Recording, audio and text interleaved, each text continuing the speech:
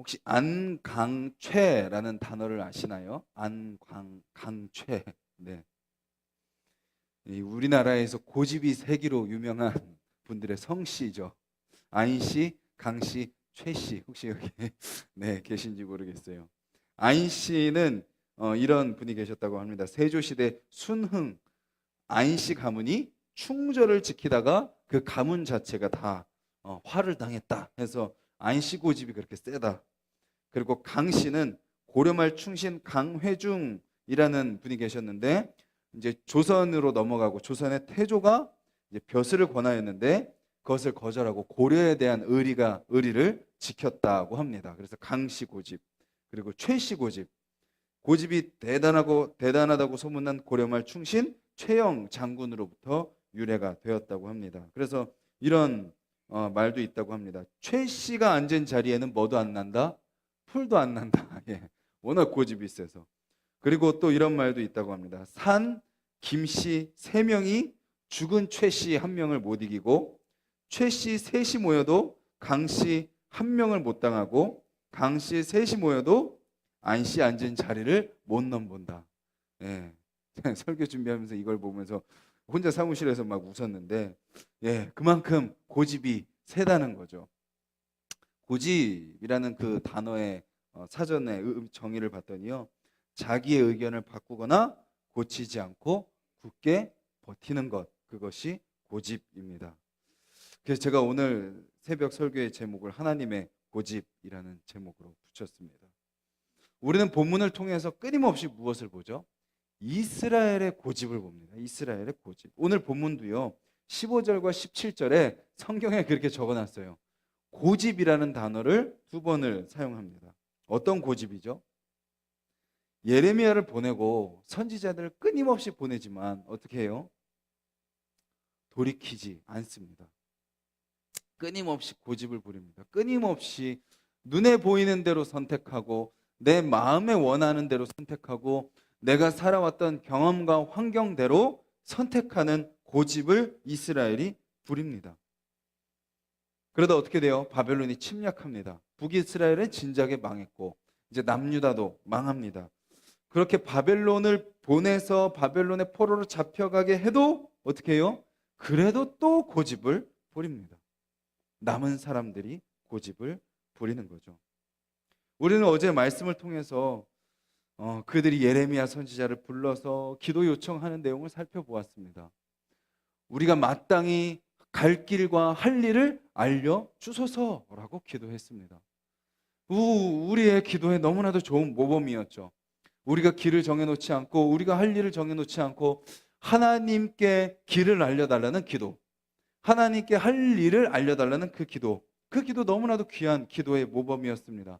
그리고 또 그들이 이야기하죠. 하나님의 말씀이, 하나님의 목소리가 좋든지 안 좋든지 우리가 그대로 순종하겠습니다.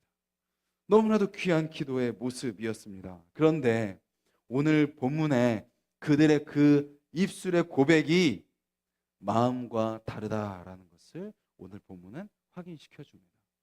말은 그렇게 했지만 그들의 마음은 여전히 무엇이 있었어요? 고집이 있었던 것이죠. 그 고집을 향해서 하나님은 이렇게 이야기하십니다. 21절에 뒷부분에 이렇게 이야기하죠. 너희가 너희 하나님 여호와의 목소리를 순종하지 아니하였은즉, 그 앞에 어떤 단어가 있어요? 도무지라는 단어가 있습니다. 도무지. 우리가 성경을 볼 때요, 이런 중간중간에 나오는 이런 강조하는 단어들을 잘 볼 필요가 있습니다. 물론 어떤 단어는요, 원어 성경에 없는데 우리 한글 성경에 들어온 단어가 있어요. 그거는 뭘 의미하죠? 원어 성경에 없는데 한글 성경에 추가됐으니까 이거는 중요하지 않아 라고 뺄 것이 아니라, 한국 사회의 사람들의 그 심리 속에, 한국의 문화 속에 더 강조가 필요한 그런 문장 앞에 한국 사람의 정서로 받아들일 수 있는 그 강조하는 단어로 포함이 된 거죠. 그것이 뭐예요? 도무지입니다. 도무지. 도무지 편하지 않는 그들의 고집을 이야기하는 거죠. 그들이 고집 부리는 이유가 있었어요. 이유가 뭐였죠? 오늘 본문에도 보면요, 그 이유들이 나와 있어요. 14절에 보면 이렇게 이야기합니다. 또 너희가 말하기를 아니라 우리는 전쟁도 보이지 아니하며 나팔 소리도 들리지 아니하며 양식의 궁핍도 당하지 아니하는 애굽 땅으로 들어가 살리라 하면, 이스라엘 백성들이 어떤 것이 있었어요? 우리가 잘 알듯이 몇 년에 바벨론이 침공을 하죠. 침공을 하는데 침공하고 나서 1년 6개월이라는 시간 동안 그들이 그 괴롭힘을 당하였습니다. 바벨론으로부터 그 어려움을 당하였죠. 1년 6개월의 시간 동안 전쟁을 겪었다고 한번 생각해 보십시오. 어떠셨을 것 같아요? 먹지도 못하고 계속 그 전쟁의 그 위협 속에, 핍박 속에 그들은 처해 있었습니다. 뭐가 생겼을까요? 트라우마가 생겼겠죠. 그 전쟁의 경험, 전쟁의 고통, 그 괴로움. 물론 하나님의 말씀은 알았지만 그 다가오는 현실 속에 그들은 끊임없이 그 힘든 그 순간순간들을 그들은 통과해야 했을 것입니다. 그러니까 너무 싫었겠죠. 궁핍도 너무 싫었겠고, 나팔 소리도 이제 막 듣기도 싫었겠고, 전쟁이란 말만 들어도 너무나도 힘들었을 것입니다. 그 트라우마 속에 있었을 것이고 두려움 속에 있었을 것입니다. 이게 계속되면 어떡하지? 바벨론으로 들어가라고는 하시는데 바벨론이 우리를 이렇게 힘들게 하는데 이제 바벨론의 포로로 끌려가면 더 힘들지 않을까? 그런 두려움이 있었던 것이죠. 나름대로 본인들의 고집의 이유가 있었습니다. 그런데 오늘 본문은 무엇을 이야기하나요? 그 고집의 결과는 무엇이라고요? 14절 뒷부분에 나오는 것처럼 그렇게 하면 어떻게 되리라? 잘못 되리라. 이 고집은 죽음으로 가는 고집인 것입니다. 죽음으로 가는 고집. 오늘 본문에 또 다른 고집이 나옵니다. 누구의 고집인가요? 하나님의 고집입니다. 예레미야를 끊임없이 보내셔가지고 하나님의 그 고집을 보여주십니다. 그리고 바벨론까지 보내시면서 이스라엘을 향한 하나님의 고집을 보여주시는 거죠. 오늘 본문에 하나님의 고집을 알려주는 단어가 나옵니다. 19절과 22절에 분명히라는 단어입니다. 분명히라는 단어. 19절에 마지막에 경고한 것을 너희는 분명히 알라. 22절에 칼과 기근과 전염병에 죽을 줄 분명히 알아라. 그러니까 제발 어떻게 하라는 거예요? 제발 예레미야를 통해서 보내고 바벨론을 통해서 보냈으면 제발 정신을 차리고 나에게 돌아와라 라고 말씀하고 계시는 것이죠. 하나님의 고집의 이유는 무엇인가요? 이렇게 냅두면 죽음으로 가는 게 뻔하기 때문에.